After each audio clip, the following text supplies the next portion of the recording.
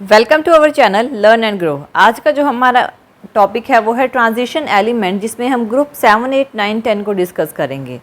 Group number 7 जिसे कि manganese group कहा जाता है। मैंगनीज ग्रुप जिसमें कि सबसे ऊपर इस ग्रुप में मैंगनीज आता है। सेकंड नंबर पे आता है टेक्नीटियम जिसे कि Tc से रिप्रेजेंट किया जाता है। थर्ड नंबर पे आता है रहेनियम जिसे Re से रिप्रेजेंट किया जाता है। इसकी इलेक्ट्रॉनिक कॉन्फ़िगरेशन देखें तो कॉन्फ़िगरेशन जो होती है N-1d5 4s2 होती है, यानी D में 5 इलेक्ट्रॉन होते हैं, इनकी जो सब सेल्स होती है, और S में 2 इलेक्ट्रॉन्स होते हैं। ये जो होती है हाफ फील्ड कॉन्फ़िगरेशन होती है, यानी कि ये क्या होती है, हाफ फील्ड होती है। अब हम देखते हैं इसकी कैरेक्टरिस्टिक्स, इस ग्रुप के मेंबर्स की कैरेक्टरिस्टिक्स क्या होती हैं। देखिए, इस ग्रुप के जो एलिमेंट होते हैं उनकी ऑक्सीडेशन स्टेट 0 से +7 तक हो सकती है। जैसे कि मैंगनीज़ है, उसकी ऑक्सीडेशन, मैंगनीज़ की ऑक्सीडेशन स्टेट +2 की भी होती है, +4 की भी होती है, +7 की भी होती है। जबकि Tc और Re की ऑक्सीडेशन स्टेट +4 और +7 की होती है। तो ये क्या है, इनकी ऑक्सीडेशन स्टेट बहुत ज़्यादा होती है। नेक्स्ट है कि मैंगनीज़ यानी कि Mn और रहेनियम Re, इनकी मैंगनीज़ और रहेनियम की नंबर ऑफ़ ऑक्सीडेशन स्टेट्स होती हैं। अब यहाँ पे ये नंबर ऑफ़ ऑक्साइड्स भी फॉर्मेशन करती है, ऑक्सीडेशन स्टेट भी ज़्यादा होती है और ऑक्साइड्स भी फॉर्मेशन करती हैं। ऑक्साइड कौन कौन से होते हैं, जैसे कि MnO, Mn2O3, ये दोनों जो बेसिक इन नेचर होते हैं। दूसरे MnO2, ये एमोर्फोटिक होता है, एमोर्फोरिक, यानी कि ना तो बेसिक ना ही एसिडिक। नेक्स्ट है MnO3, Mn2O7, ये दोनों होते हैं एसिडिक इन नेचर, तो ये दोनों बेसिक इन नेचर। ये दोनों के बीच की प्रॉपर्टी एम्फोथरिक, और ये दोनों होते हैं एसिडिक इन नेचर के। नेक्स्ट है कि ये जो होते हैं ये लेंथेनाइड्स कंटेंट होने की वजह से, कॉन्ट्रैक्शन होने की वजह से Tc और Re ये दोनों ही, यानी कि टेक्नीटियम और रहेनियम की बात कर रहे हैं, ये दोनों लेंथेनाइड कॉन्ट्रैक्शन इनमें होती है, जिस वजह से इन दोनों का जो एटॉमिक रेडियस है वो दोनों की सिमिलर एटॉमिक रेडियस होती है और इनके कैरेक्टरिस्टिक्स भी सिमिलर ही होती है। नेक्स्ट है इनका मेल्टिंग और बॉइलिंग पॉइंट। इस एलिमेंट्स के, ग्रुप के एलिमेंट्स का मेल्टिंग और बॉइलिंग पॉइंट हाई होता है। तो ये तो हो गई इसकी कैरेक्टरिस्टिक्स। नेक्स्ट हम देख लेते हैं इसके यूजेस क्या होते हैं। देखिए, मैंगनीज़ जो होता है उसका प्योर फॉर्म में ज़्यादा यूज़ नहीं होता, लेकिन एलॉय फॉर्म में इसका बहुत यूज़ होता है। यानी कि मैंगनीज़ को हम आयरन के साथ मिक्स करके फेरो मैग्नीसीज बना सकते हैं। तो यहाँ पे क्या हो सकता है, अगर इन दोनों को एक पर्टिकुलर परसेंटेज में, पर्टिकुलर प्रोपोर्शन में मिक्स किया जाए तो फेरो मैंगनीज़ प्रोड्यूस किए जा सकते हैं। नेक्स्ट है मैंगनीज़ ब्रोंज़। मैंगनीज़ ब्रोंज़ कैसे प्रोड्यूस किया जाता है, जब मैंगनीज़ को, कॉपर को और जिंक को एक पर्टिकुलर प्रोपोर्शन में मिक्स किया जाता है तो मैंगनीज़ ब्रोंज़ प्रोड्यूस किए जाते हैं। नेक्स्ट है KMnO4।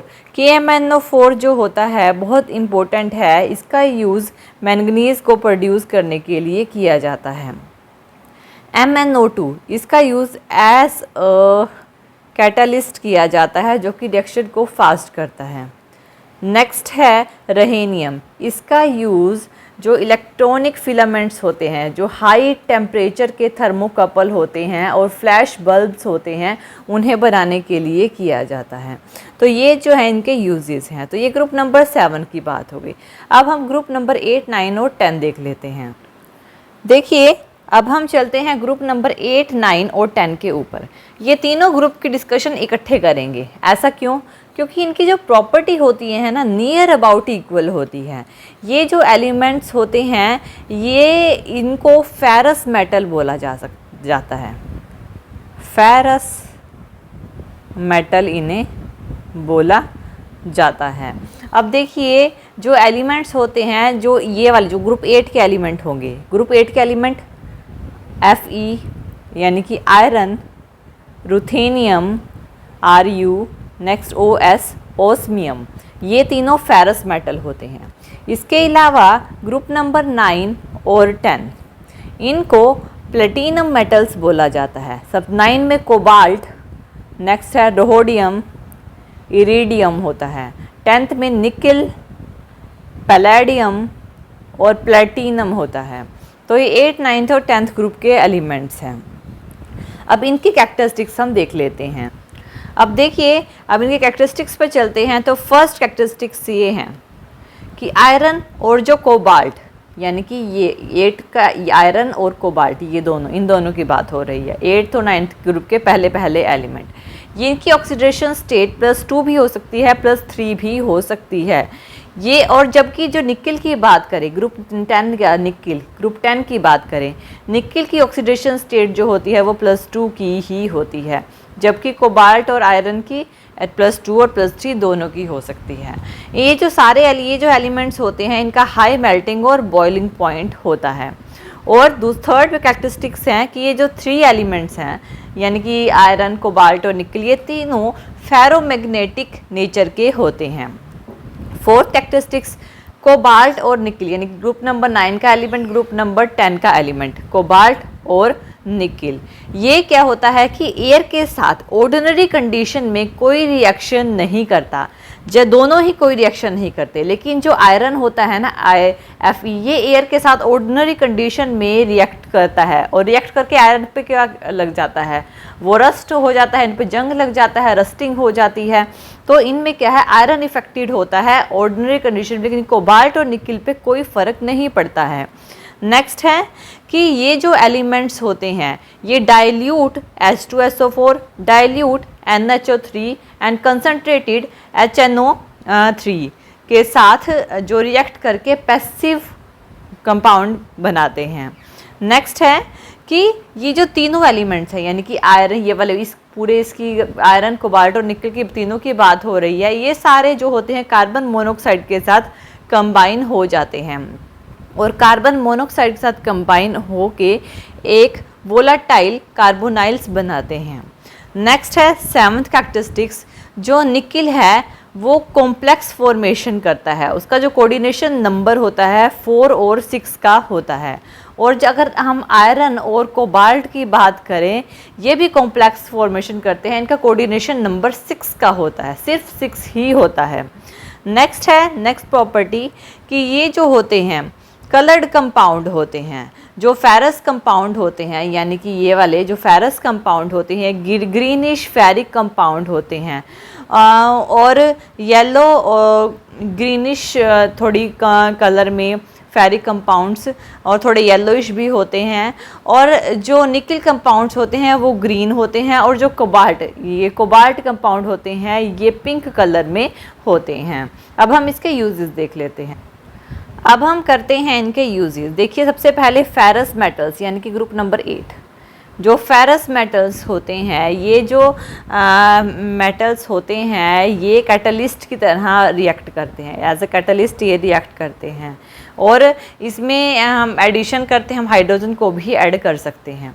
नेक्स्ट है सेकंड, आयरन की बात करें। आयरन जो है बहुत ही एब्यूडेंट है ट्रांजिशन मेटल में, और सेकंड मोस्ट एब्यूडेंट मेटल है, क्योंकि सबसे पहले एल्यूमिनियम आता है और सेकंड नंबर पे आयरन आता है। अब देखिए, आयरन जो है हेमेटाइट की फॉर्म में, यानी कि Fe2O3 की फॉर्म में पाया जाता है। अलग अलग फॉर्म में उसके जो ऑक्साइड्स ओर्स हैं हेमेटाइट या और फॉर्म्स में भी पाए जाते हैं।